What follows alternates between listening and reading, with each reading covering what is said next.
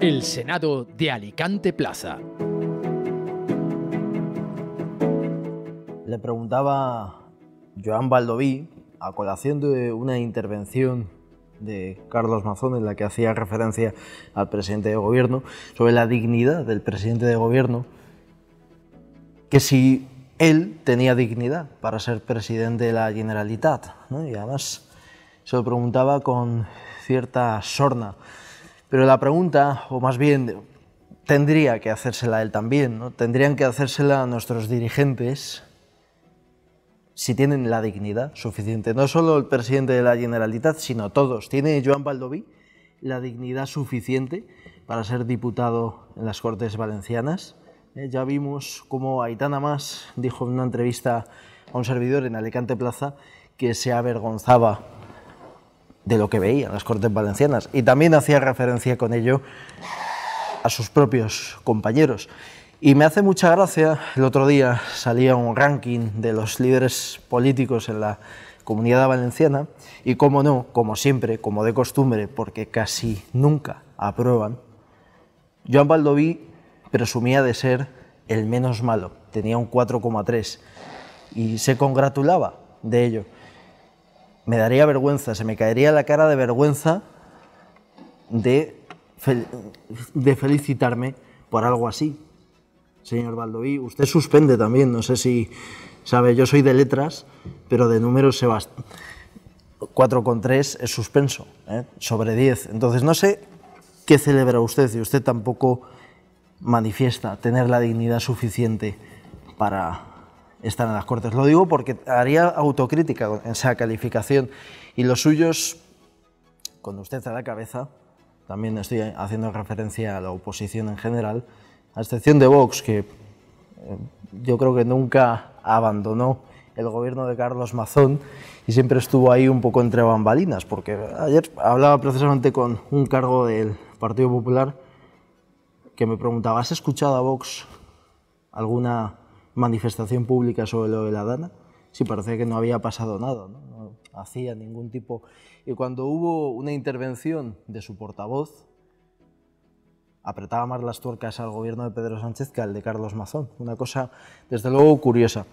Pero en cuanto a la otra parte de la oposición, la que está haciendo de verdad oposición, o la que está intentando hacerla, pues no dejan de usar a los muertos como arma política. El otro día ya lo escribí, no sé la sensación que tendrían los familiares de las víctimas, pero desde luego con lo que ha ocurrido, decir que Carlos Mazón ha perdido 240 votantes me parece frivolizar la tragedia, ¿no? Una tragedia que a lo mejor deberíamos dejar, ¿no? Como dice aquella frase evangélica, dejar que los muertos entierren a sus muertos, ¿no? Y dejarles tranquilos, ¿no? Creo que hay suficientes formas de atacar la no gestión de Carlos Mazón, ¿no? Y sobre todo podríamos también hablar y analizar de si se están utilizando todos los recursos a nuestro alcance. Ya hemos visto cómo Galpan Pons pues está hastiado, ya ha dicho que en 2026 tiene pensado abandonar el gobierno, seguramente porque se ha dado cuenta de que puede hacer menos de lo que él creía. Y luego aparte tiene a Vox, que no le deja trabajar, ¿no? Para Vox, recuerden que es un infiltrado del sanchismo, ¿no? En ocasiones veo a Sánchez, ¿no? Es una pena, y viene bien que utilice esa frase de en ocasiones veo a Sánchez, porque no dejan tampoco de ver muertos y deberían de dejarles descansar, ¿no? Y sobre todo no utilizar la tragedia para uso político, y no van a gloriarse, como hizo Vicente Marsá, de que su madre estaba encabezando las marchas, ¿no? Yo creo que me parece muy bien que su madre esté en esa causa, pero a lo mejor debería haber guardado silencio y no escribir ese tuit como arma arrojadiza política. Y luego, hablando de los recursos, ¿no? Hay un caso que evidentemente no tiene competencias y no tiene nada que ver, pues, de cómo el Ayuntamiento de Alicante está, y hablo del Ayuntamiento de Alicante porque seguramente sea extrapolable a otras administraciones, incluso a la propia Generalitat, aunque Carlos Mazón ha presumido de recortar los puestos de libre designación por todos es sabido, como es el caso de el cesado Emilio Argüeso, pues que él también hizo de las administraciones públicas de una empresa de colocación, ¿no? Estamos utilizando los recursos necesarios para velar por la reconstrucción de Valencia. ¿No habría quizá que recortar en asesorías, por ejemplo, innecesarias? Asesorías que están duplicadas, ¿no? Habría que planteárselo y utilizar el Ayuntamiento de Alicante, ese uso de empresa de colocación que está utilizando el señor Luis Barcala como modelo de lo que no se tiene que hacer en todas las administraciones. Porque luego dicen que no, es que los impuestos van a sanidad, ¿no? Y no, muchas veces no van a sanidad, sino que van precisamente a todas estas duplicidades, ¿no? Y así estamos como en Estados Unidos. Donald Trump está con el tijeretazo, a veces de forma desmedida, pero quizá en España también nos haría falta, con tanto puesto político. Ya lo publicó el otro día un diario, ¿no? Como el gobierno de Pedro Sánchez está convirtiendo a España en un país de burócratas, ¿no? A lo mejor no necesitamos tantos, ¿no? Y si no hubiese tantos, quizá los españoles tendríamos más dinero en nuestro bolsillo y no harían falta tantos impuestos. Bienvenidos al Senado de Alicante Plaza. Comenzamos.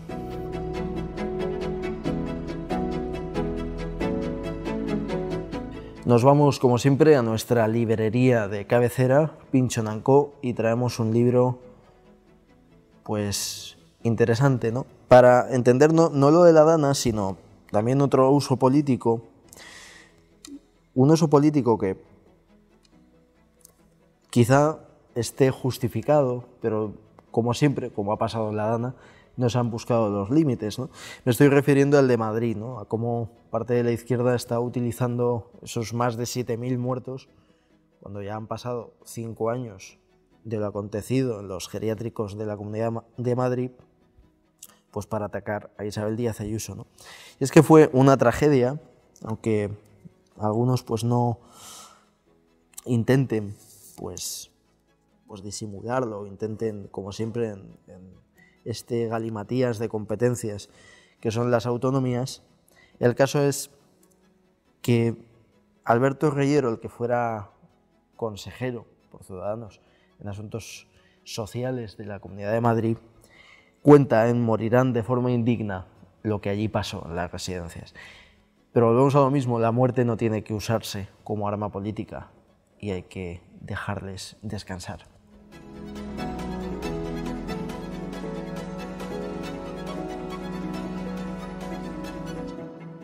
Tenemos tiempo de tertulia, mesa de análisis, y vamos a hablar de este asunto, ¿no? No de la Dana en sí. Ya sabemos que, aunque no olvidamos, entendemos que tampoco podemos cansar con este tema. Aunque los que están cansados, por cierto, son los damnificados que ven cómo pues no reciben la ayuda necesaria de las diferentes administraciones. Pero vamos a hablar de lo que he comentado en el editorial, que es el uso de los muertos como arma política, de si se están utilizando, de si es lo que hay que hacer o hay que buscar otra estrategia. Disculpen, algunos estamos con la alergia, ¿no? Seguro que algunos de los que nos están escuchando también, ¿no? Y desgraciadamente los que parece que tienen a veces alergia son los políticos en solucionar los problemas y lo único que buscan es el victimismo, ¿no? Y de eso vamos a hablar hoy aquí. Y me acompañan para todo ello Alfonso Calero. ¿Qué tal, Alfonso? Encantado de estar aquí, como siempre. Un placer. Y con Rafa. Un placer, de verdad. ¿Habéis coincidido alguna vez? Sí, claro. ¿Sí? Claro que sí. Ajá, muy bien. Pues es tu casa, Alfonso. Gracias por estar aquí. Yo encantado de venir. Cada vez que me llames, aquí estaré. Gracias. Y también está a mi vera Rafa Mas. ¿Qué tal? Buenos días. Muy bien. Aquí estoy con mi compañero de mesa. Y contigo. Además que no solo hemos coincidido en la mesa, también en planteamientos. Así que muy interesante. Espero que hoy discrepéis, ¿eh? Sí. sí. ¿no? Que, Sí, la democracia que hemos es así. venido a Sí. a jugar. Sí, sí, sí. Oye, tengo que explicar una cosa antes de nada, ¿no? Para que quede, para que sea público y notorio, que Rafa el otro día se molestó un poco conmigo, ¿no? Porque dije en un programa de televisión que el nivel de la oposición era bastante bajo, ¿no? No. Yo ahí hice referencia a una cosa en el Ayuntamiento de Tenemos que Alicante. mejorar, la posición tenemos que mejorar, porque si estamos donde estamos es por algo. Te dice, al final tú no tienes la fuerza que tiene, por ejemplo, el PSOE. Sois solo dos, ¿no? Manolo Copé es solo uno. Tenéis un nivel bueno, ¿no?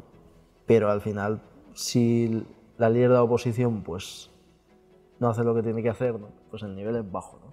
Esto está explicado, ¿no? Ahora seguramente... Pero es por la molestará. confianza que nos tenemos, porque yo siempre te sigo y te veo y te leo y te escucho y pues te escribo mensajes. Quiero que sepas una cosa, si pensase que tuvieses que el nivel de compromiso, el de Esquerra Unida, el de Manolo fuese bajo, ninguno de los dos vendríais al Claro, podcast está claro, y ya sabéis que venir los dos Está claro. es vuestra casa, ¿no? No, yo voy a intervenir ahí. Yo creo que el nivel de compromiso no puede ser bajo, porque el votante de compromiso es un votante ideológico. No es un votante, porque los votantes que votan a la contra no votan a compromiso. Recurren al voto útil para que no gane el adversario político, ¿no? el que está en las antípodas. Y eso, en política, es una ventaja para el que recibe el voto a la contra, porque el votante a la contra luego no fiscaliza la labor del político que ha votado, porque ya está la misión cumplida, ¿no? Si no... En cambio, al que le votan por ideología, sus votantes están ahí, al quite, con lo cual Rafa tampoco se puede relajar de cara a sus votantes. No, yo no me puedo relajar. Exactamente. Al final los hechos son amores, ¿no? El Compromís ha crecido en afiliación casi un 30% en los últimos años, en Alicante. Claro. Que teníamos un espacio bastante reducido, como tú dices, muy ideologizado, pero sí que es verdad que estamos rompiendo estructuras ideológicas y cada vez se acercan más a nosotros porque ven que somos una herramienta útil de oposición, la fuerte oposición. Hablando Y la real oposición, porque sí que es cierto que tanto Sara como yo, como todos mis compañeros y compañeras de la coalición, tanto los Verdes como del MES, como de Iniciativa, que formamos Compromís, cada vez acuden más a nosotros porque somos la real oposición. Y está mal que lo diga yo de nosotros mismos, pero es que es así. Si podéis ver mi móvil todos los días por la mañana, vecinos, plataformas, empresarios, autónomos que nos escriben para, por favor, solucionar ante la falta de participación y el desgobierno de este ayuntamiento, ¿no? No, ya sabemos que no paráis, así que enhorabuena. Que este tema que No, hombre, parece un poco vanidoso, pero es que es cierto que nos come el trabajo porque cada vez la gente acude más a nosotros. Hablando precisamente de utilidad, ¿no? de utilidad política. Primero, ¿creéis que se está haciendo una utilización de los muertos como arma política o no? Alfonso. A ver, yo pienso que sí. Es evidente, porque se está utilizando como herramienta para atacar la gestión, tanto de la gestión de la Dana, que además creo que no tendría una relación directa, porque se están utilizando los muertos para hablar de la mala gestión de la Dana, cuando la mala gestión de la Dana creo que es posterior ya a la propia Dana, y creo que habría que hacer una diferenciación cuando criticamos la gestión de la Dana, entre diferenciar la tragedia natural de lo que se hizo después desde todas las administraciones y la descoordinación entre administraciones tan grande que hubo, que fue lo que generó realmente el problema principal. Y eso ya lo tratamos aquí en un podcast donde ya dije en su día que lo ideal para evitar este tipo de cuestiones a futuro sería crear algún cuerpo civil de voluntarios, porque hemos visto que los voluntarios son los que luego responden en primer lugar. Y creo que lo mejor sería crear un cuerpo civil de voluntarios y no depender tanto de ejército y administraciones públicas, entre otras cosas porque además creo que un cuerpo de voluntarios es mucho más amable y cuando llegan a los lugares y les reciben los vecinos, pues saben tratar con la gente mucho mejor, a lo mejor que un militar o que alguna autoridad, ¿no? Eso por un lado. Y luego, evidentemente, en cuanto a la gestión de la pandemia, se están utilizando los muertos para atacar al gobierno del PP en Madrid y no se están utilizando para atacar la gestión que se hizo, por ejemplo, en Cataluña o que se ha hecho, porque muertos, por desgracia, en residencias de mayores hubo en todas las comunidades autónomas. Es decir, eso es que fue una pandemia. O sea, no es... ¿Que se podría haber hecho mejor? ¿Que la pandemia se podría gestionar mejor? Pues sí, porque y también fui muy crítico entonces con la gestión de la pandemia, porque creo que se utilizaron los mismos medios que se utilizaron para la peste negra en el Imperio Bizantino, en Constantinopla. Es decir, al final era recurrir a confinamientos cuando creo que desde el principio se podrían haber cerrado aeropuertos, impedir celebración de ciertos actos que se permitieron cuando ya sabíamos lo que estaba pasando en Italia, en Milán concretamente. Y pues sí, yo creo que, pero como tampoco nadie está respondiendo sobre eso, pues eso ya parece que queda muy atrás y la gente ya no se acuerda, ¿no? Ahora toca el episodio de la Dana, pero bueno, es así. Yo creo que con respecto a la Dana, creo que lo que tenemos que hacer es hacer política en positivo, creo que los políticos deberían hacer política en positivo y creo que deberíamos tomar medidas para evitar que cosas así puedan pasar y realmente como controlar la meteorología no es posible y nadie está libre de que pueda caer una riada en un momento dado, como que pueda haber un incendio forestal. Creo que, y vuelvo a lo de antes, crear un cuerpo de voluntarios que pueda acceder a los lugares en las primeras horas de los acontecimientos sería la solución más favorable. También se podría contratar a Roberto Brasero, ¿no?, de consejero, para saber el tiempo que va a hacer y todo, ¿no? Disculpen los oyentes que a algunos le molestará, ¿no?, diciendo este tío... No. Hablando de, pero bueno, hay que Yo poner pienso humor a la también vida. que se está utilizando perdón, me confundo pandemia y Dana cuando he mezclado Sí. las residencias. Bueno, por partes. Sí que se está utilizando la tragedia con fines políticos. Yo pienso como él. Pero por parte de Sí, todos. por parte del señor Mazón, que está repartiendo contratos para reconstrucción a dedo a sus amigos vinculados con la Gürtel, con el Brugal, con Asut y con la Gürtel. Con la Gürtel, Brugal, Asut y Caso Taula también.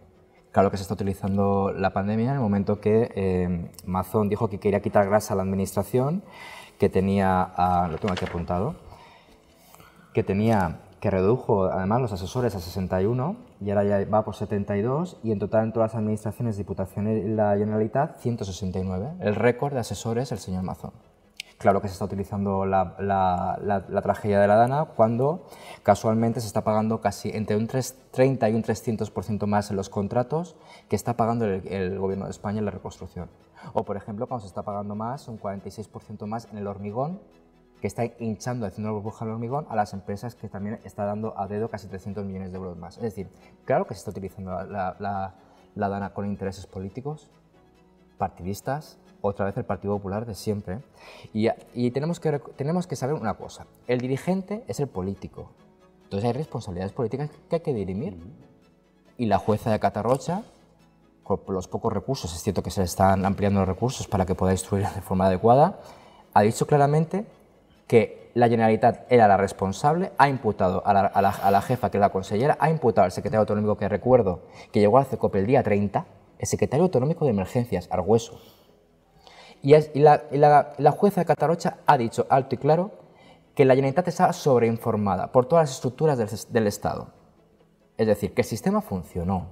Lo que no sabemos por qué el 112 no respondió, qué estaba haciendo el señor Mazón, por qué no estuvo cuando se envió la alarma, dónde estuvo y por qué la alarma llegó tan tarde. La jueza de Catarrocha también detalla al dedillo dónde estaban y cómo murieron, y en qué situaciones murieron a esas personas antes de llegar la alarma. Es decir, para avanzar en la reconstrucción y para que esto no se vuelva a repetir y garantizar la no repetición, tenemos que dirimir responsabilidades políticas. Y claro que a mí lo de los voluntarios, yo que he trabajado durante 17 años en Cruz Roja, los voluntarios se coordinan con técnicos, es decir, protección civil ya existe. La UME ya tenemos un ejército bastante formado que se activa cuando se la activa. Y también tenemos bomberos, y tenemos policías, y tenemos todas las administraciones que tienen que coordinarse. Pero aquí no hubo coordinación por parte del principal responsable, que fue la Generalitat. Y ya no lo dice Compromís, lo dice una jueza, que pone blanco sobre negro que la responsabilidad última, es de la Generalitat. Por eso imputa a Salomé, por eso imputa a Emilio, y por eso absuelve, digámoslo así, que tampoco soy jurista, absuelve o quita responsabilidad a la subdelegada del Gobierno, que no admite su imputación. Bueno, lo que está haciendo es investigar. Está investigando, está Claro. instruyendo el caso. Sí, Pero es cierto que, conforme vamos conociendo los datos de la instrucción, vemos alto y claro que la jueza dice, pero si es que las alertas, las alarmas, los informes de todas las estructuras del Estado funcionaron, la gente estaba sobreinformada. Lo que pasa es que no hubo manera de que estas personas, que no se sabe muy bien qué pasó en el CECOBI, porque aún no tenemos las actas, ¿Qué estuvieron haciendo? Entonces, es que al final, esto no es que vienen las 7 plagas de Egipto. Aquí sucede un fenómeno climático adverso y hay unas responsabilidades y hay unos mecanismos y hay unos protocolos que es el político el que dirige. ¿Dónde estaba el político? Claro, que al final tenemos que dirimir responsabilidades. No es que se esté utilizando la DANA con fines partidistas o políticos, es que tenemos que dirimir responsabilidades políticas y luego ver qué pasó. Y obviamente apoyar la reconstrucción, ¿eh? Yo soy partidario de apoyar la reconstrucción y que las ayudas del Gobierno de España lleguen cuanto antes y las de la Generalitat también, ¿eh? Pero también os digo que la desgracia del Katrina aún se están reconstruyendo aquellas zonas, ¿eh? Ya. Es decir, que esto es muy salvaje. Y lo de La Palma y yo qué sé yo. Lo de la señora Ayuso, claro, la señora Ayuso confinó a 44.000 ancianos en sus residencias. Fue la única comunidad autónoma que hizo un protocolo por el cual no se derivaban a los enfermos en ciertas casuísticas a los hospitales y 7.261 personas murieron por no ser derivadas. Eso está ahí. Eso está ahí.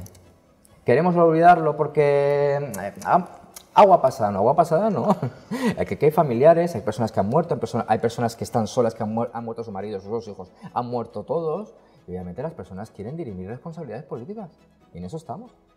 Pero es que el Partido Popular siempre hace lo mismo, con el Prestige, con el Ya-42, con el 11M, con el accidente del metro. Al final utilizan el cinismo y la mentira como estrategia política. Chicos, asumir responsabilidades. El señor Mazón tenía que haber dicho, señores, esto me superó, esto fue muy salvaje, los litros que cayeron fue imposible, yo estaba de comilona y yo, como otras alertas rojas que hemos tenido, me lo tomé un poco a la ligera y tengo que dimitir porque esto me sobrepasó y no estoy capacitado. Y haberse ido como un señor, haber dejado su puesto y haberse entregado o participado en la justicia, en las responsabilidades que dirima. Pero lo que no puede ser es utilizar la mentira y el cinismo constantemente y encima hacer negocio. Es que hasta aquí hemos llegado. 6 manifestaciones, grandes manifestaciones se están haciendo en Madrid. El señor Mazón no puede pisar a la calle de la Comunidad Valenciana. Bueno, sí que puede pisar a la calle. Aquí en Alicante, con 5 asesores y 5 concejales que le decían presidente, todos a sueldo, porque somos contabilizados todos a sueldo. Entonces, es que la ciudadanía no es tonta. Y la ciudadanía obviamente quiere pasar página, pero que la gente asuma sus responsabilidades. Yo me hubiera ido a mi casa, A mí me pilla, por ejemplo, y es que yo no puedo. Yo no puedo asumir esto.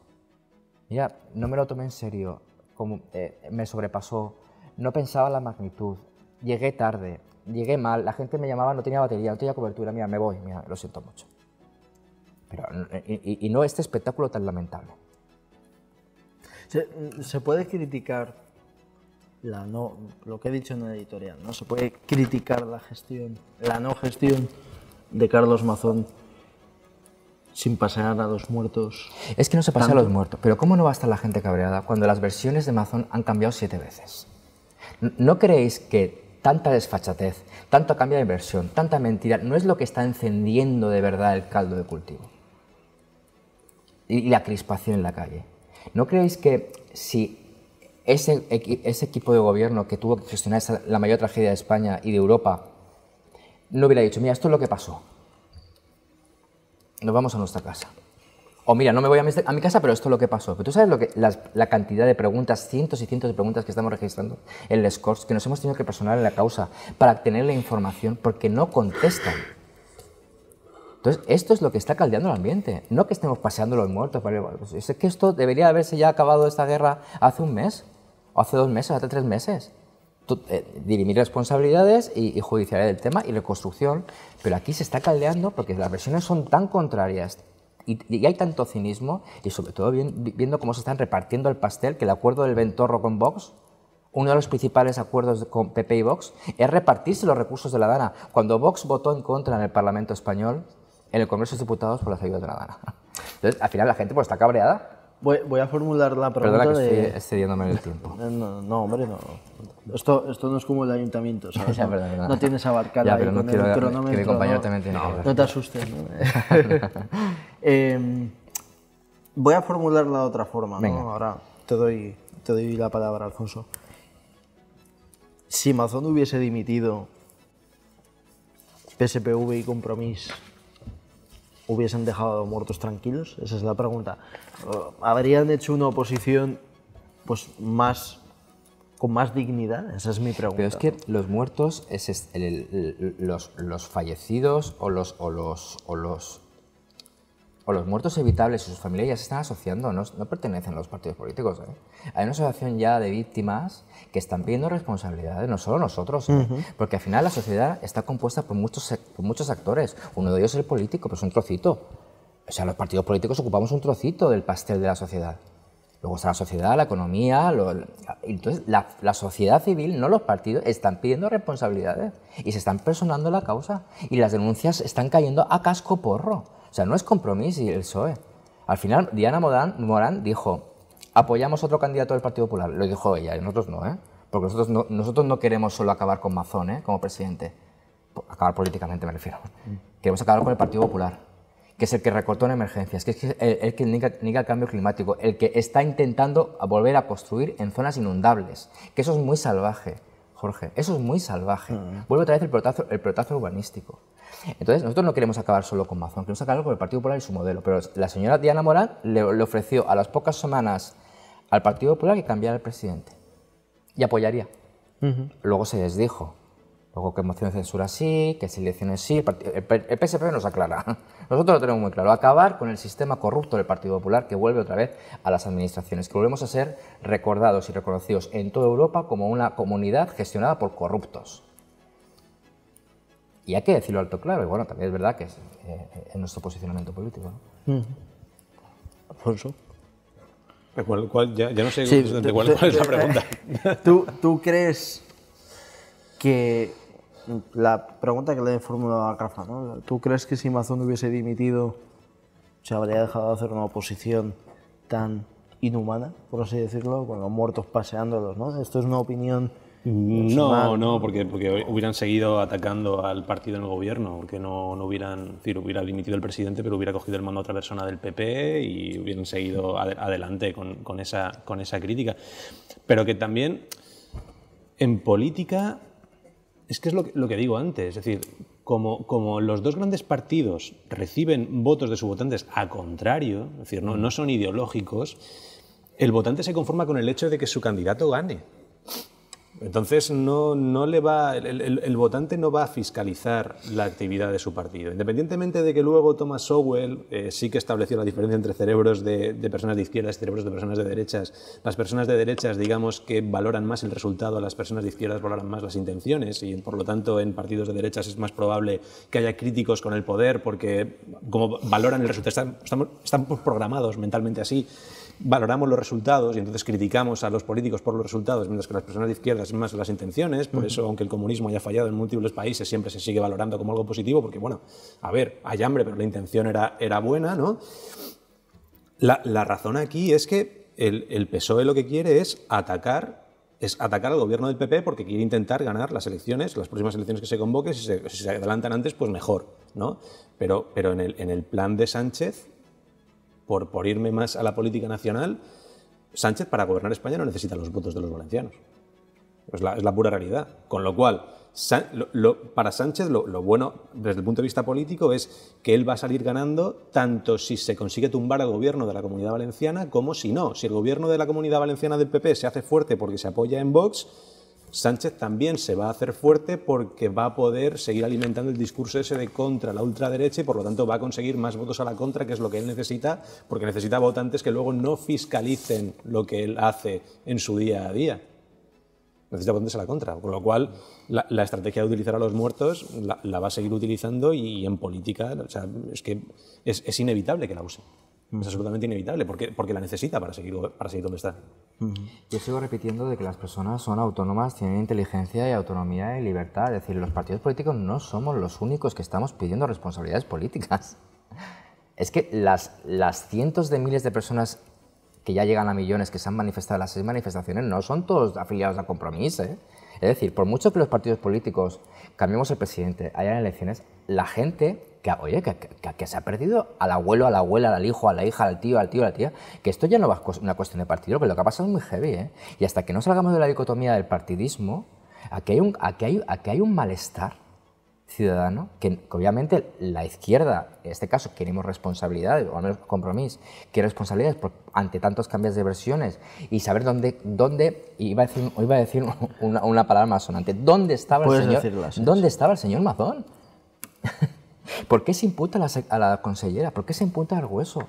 Queremos conocer, pero ahora, aún así, más allá de la opinión política, hay cientos y cientos de personas afectadas que han perdido todo, incluso familia, sobre todo vidas de familiares, que aunque los partidos políticos en un casual nos callemos o nos quedemos satisfechos, entre comillas, van a seguir, y también te digo, Compromís en este caso está siendo canal de transmisión entre lo que dicen los pueblos afectados junto con el Consejo. Queremos muchas responsabilidades, y también al Gobierno de España, porque las ayudas no están llegando y porque está siendo un desastre la coordinación. Un desastre, que Compromís aquí no se casa con nadie. Y tenemos alcaldías, y tenemos a gente, y tenemos a ciudadanos, y que nosotros la cosa no, pero arraigados a las calles, ya a las plazas, ya a los barrios en que estamos. Hablando precisamente de los recursos, ¿no? Hablabas de las ayudas y demás, ¿no? Lo he comentado en el editorial, lo pongo un poco como paradigma, ¿no? Evidentemente el Ayuntamiento de Alicante tiene pocas competencias en la Dana para empezar, porque es Alicante y donde ha pasado es Valencia, ¿no? Pero quiero que nos quedemos un poco de paradigma de lo que pasa cuando las administraciones se ven como una empresa de colocación, ¿no? Donde se estira al máximo los asesores nombrados, ¿no?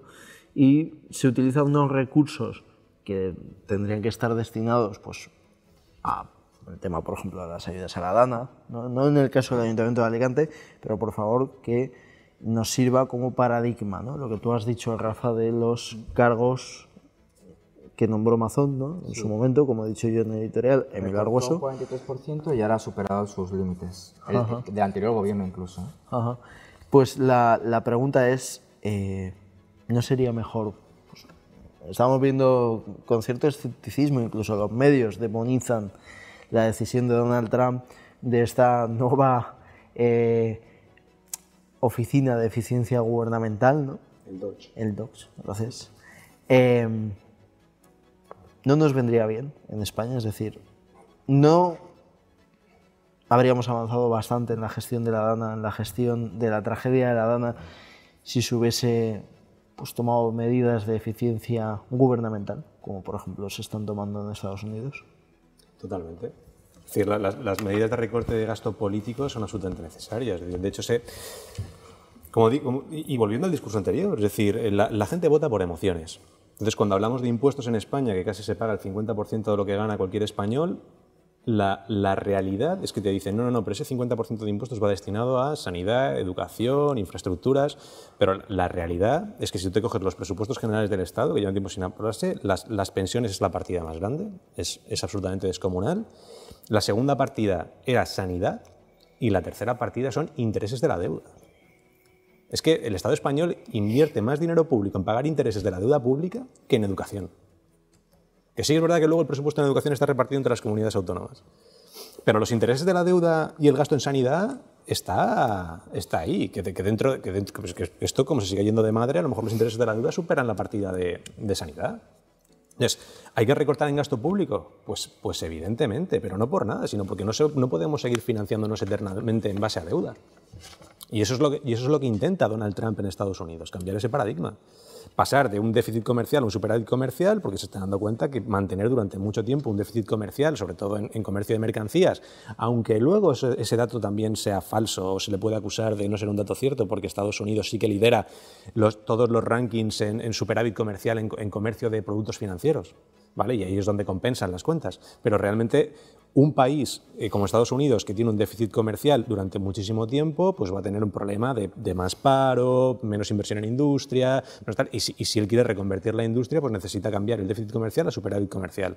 Y evidentemente, ¿eso cómo lo va a conseguir? Pues con la guerra arancelaria que nos ha metido. Pero bueno, eso, los aranceles que él quiere poner en Estados Unidos, quienes los van a pagar realmente son los estadounidenses. Y afectará aquí a los empresarios en la Unión Europea, pero los aranceles como tal los van a pagar los estadounidenses. Y la postura que mantiene Europa con respecto a la guerra arancelaria me parece un error, porque yo creo que lo que debes hacer cuando te atacan con aranceles sería justamente la contraria, algo más cristiano, de poner la otra mejilla, ¿no? Decir, bueno, pues yo ahora te voy a bajar los aranceles.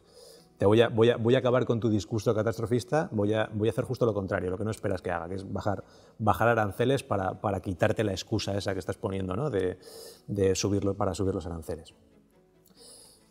Y es... Rafa. Lo de que los españoles pagamos 50% del salario en impuestos, eso es falso. Eso es falso. El otro día salió No, una noticia que ya invertíamos la mayoría del salario. Eso es falso, o sea, no pagamos el 50% del salario. No miras solo el IRPF. No, eso no es cierto. O sea, vamos a ser rigurosos con las cifras. No es cierto. O sea, no pagamos el 50% del salario, ni mucho menos. De 0 a 12.000 se paga un tanto por ciento, de 12.000 a 50.000 se paga un tanto por ciento, y los que tienen más salario no llegan ni al 36%. Pero eso solo es el IRPF, Rafa. Claro, hablo del IRPF, que es la gran masa. Pero añádale el IVA, añádale los impuestos al combustible, añádale los impuestos a la electricidad. Bueno, pero es que el IVA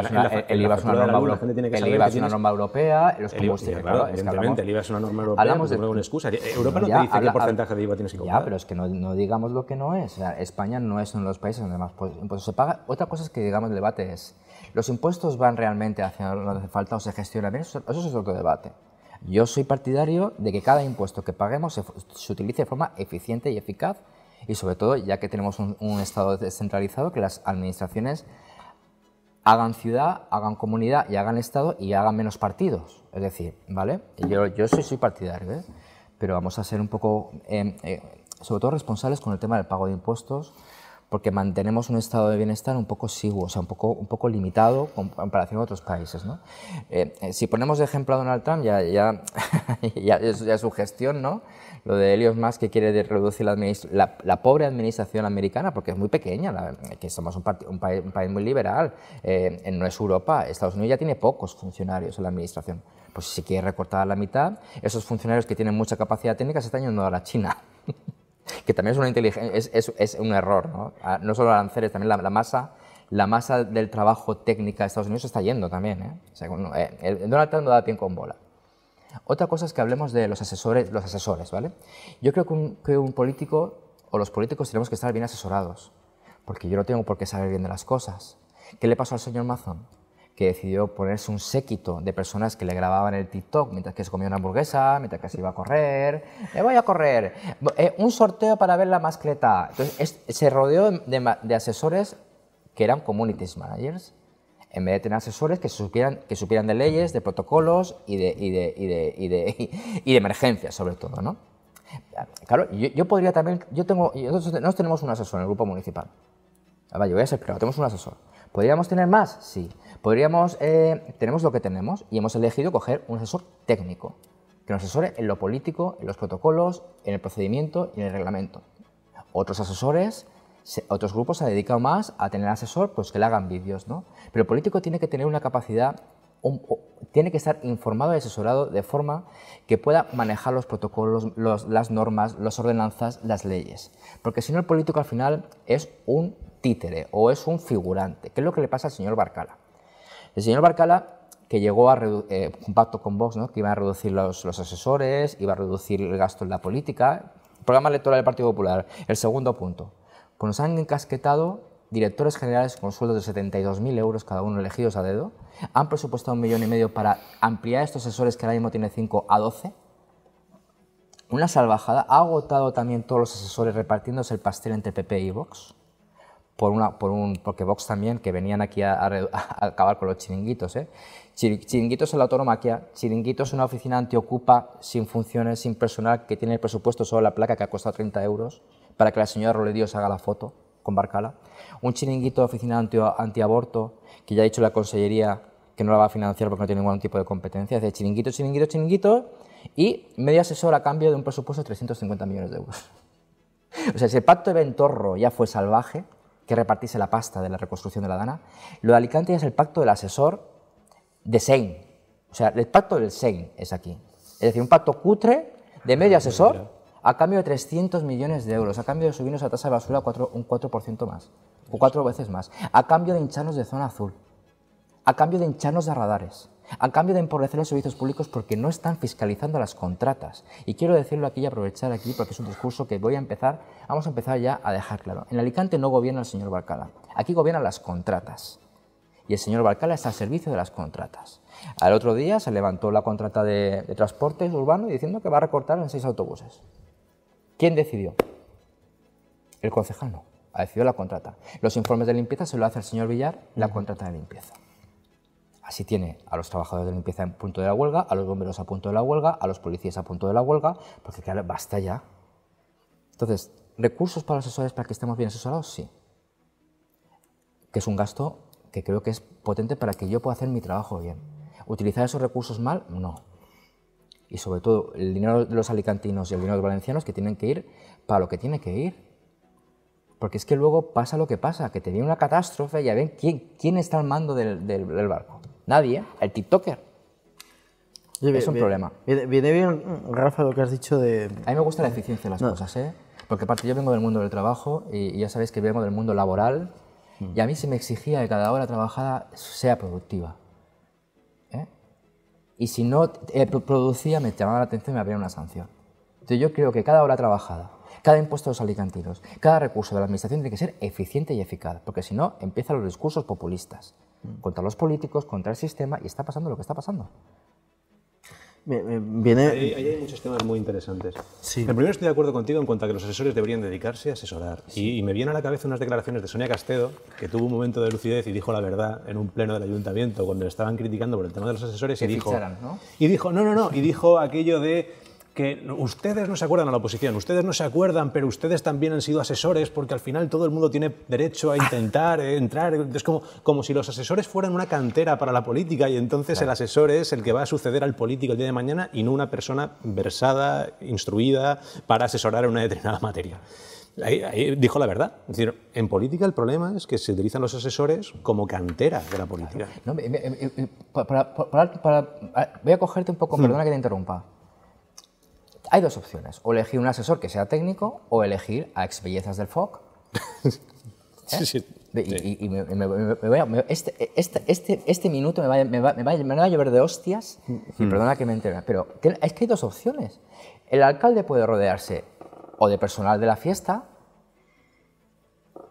o afiliados del Partido Popular, que tienen a sus familiares ahí los tiene a todos para crear un sistema, o rodearse de personas técnicos, abogados, juristas, sociólogos.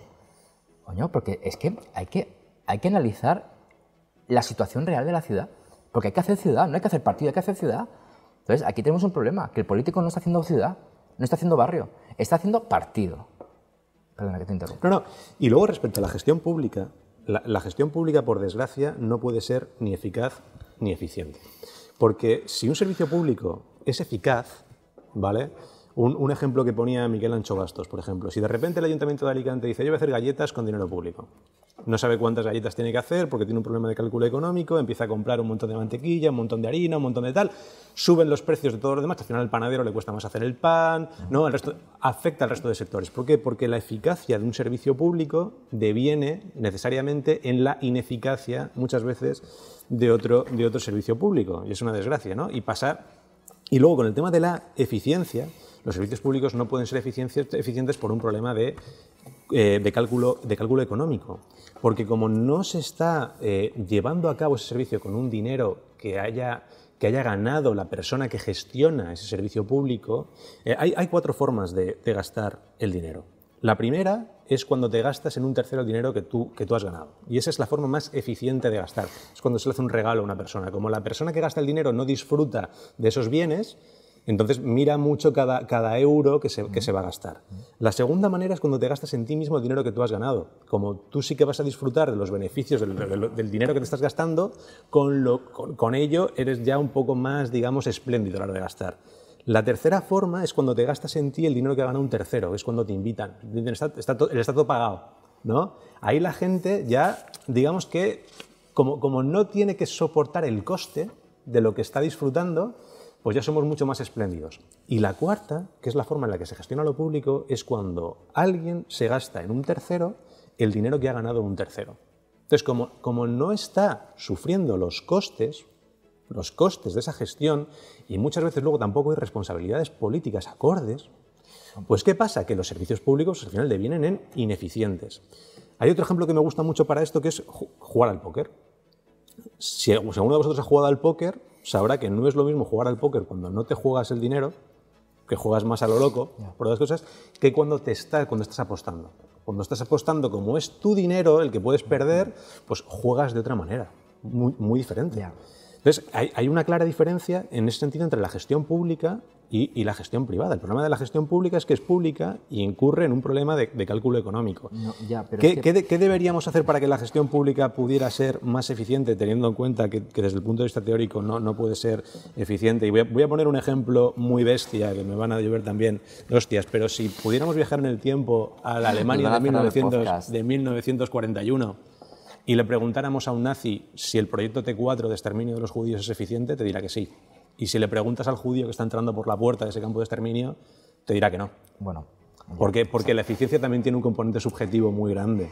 Bueno. Si hablamos de, por ejemplo, gasto en defensa, ¿cuál es el límite? ¿Hasta cuánto hay que gastar en defensa? ¿Yo cómo me siento protegido? Es muy subjetivo. Si hablamos de gasto en sanidad, ¿hasta cuánto hay que gastar en sanidad para que un ciudadano medio sienta que su sanidad está cubierta? Es decir, es algo totalmente subjetivo.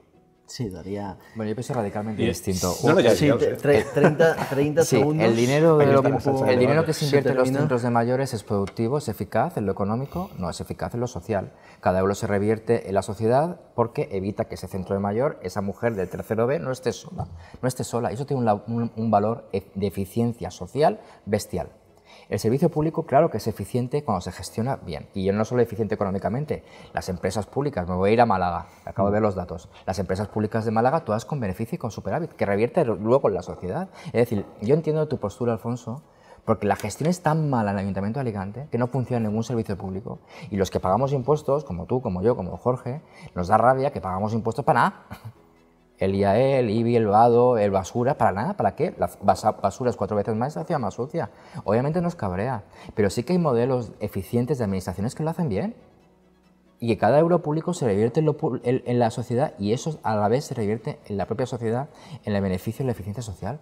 Claro que sí, lo que pasa es que hay que ser diligente con los fondos públicos como si fueran tuyos propios. Yo espero que el señor Balcada no gestione sus cuentas como gestiona las de la ciudad. Pero eso es lo que yo pienso que es imposible. Yo creo que ningún político va a gestionar nunca lo público como si fuera de él. Pero lo que puede haber son excepciones. Pero no es como una empresa privada. Una empresa privada, si un empresario no gestiona la empresa como si fuera suya y empieza a gastar, es que son ámbitos radicalmente distintos. O sea, el empresario lo que busca es en un margen determinado su beneficio económico. En lo público es que pagamos los impuestos para que se revierta en la sociedad. Obviamente tiene que ser aún así, por ejemplo, sin pérdida. ¿Qué empresa privada, o incluso, bueno, pública sí, pero qué empresa privada podría funcionar con una deuda de más del 120-130% de sus ingresos? Es que no es el mismo rasero porque los estados de administraciones se pueden endeudar perfectamente porque tienen garantía de liquidez. Pero un empresario obviamente no puede tener una deuda de 200... Es que no es el mismo ámbito. Hasta que esa liquidez se acabe. No es garantía de liquidez. Vamos a irnos a una empresa pública o mixta, como Aguas de Alicante. Sí, daría para... Sí, O sea, que hay fórmulas de eficiencia. Primero, la social, porque al final lo público tienes que buscar la eficiencia social y luego, obviamente, que esto no sea un agujero negro, ¿no? O una agencia de colocación de los míos del partido, ¿no? Eso es lo que te digo, que a nivel nacional la partida de intereses en los presupuestos es más alta que la de educación. Todos tenemos padres con pensiones, creo yo. Sí, bueno, yo todavía no, pero sí. ¿Qué eficiencia económica tiene las pensiones? Ninguna, en esa dicotomía, ¿no? Ninguna. Pero ese pensionista como mi padre se paga sus cañas y paga sus impuestos. Y esto, que al final todo revierte y mueve la economía también en una visión más capitalista como la que está enfocando Alfonso, ¿no? O sea, que todo tiene su eficiencia. Es decir, que cuando no se gestiona bien, la eficiencia el sistema de pensiones no es eficiente. ni es eficaz. Bueno, pues Porque es un sistema, Este sería otro debate. Otro debate. es otro debate, es un sistema de Sería